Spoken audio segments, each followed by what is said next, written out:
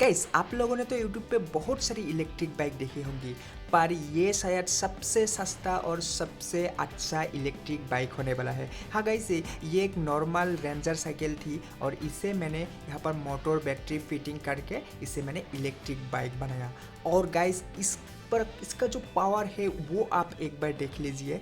ये नॉर्मल से मैंने इसे मोटर लगाया और यहाँ पर घुमाने की कोशिश किया। मेरा वेट तो आराम से ये कैरी कर लेता है फुल स्पीड पे। बाकी इसका अभी पावर का अंदाज़ा आप इस वीडियो को देख के पता चल जाएगा आपका। ये देखना गाइस, तेरी। तो जो भी हो गाइस, इसे मैंने यहाँ पर आज मैं ये जो मोटर है ये कैसे असेंबल करते हैं, कौन सी मोटर है, ये मैं आप लोगों को आज दिखाने वाला हूँ, साथ में बना के भी दिखाऊंगा। तो आप वीडियो को एंड तक ज़रूर देखना और अगर अच्छा लगा तो चैनल को सब्सक्राइब और वीडियो को लाइक ज़रूर करना।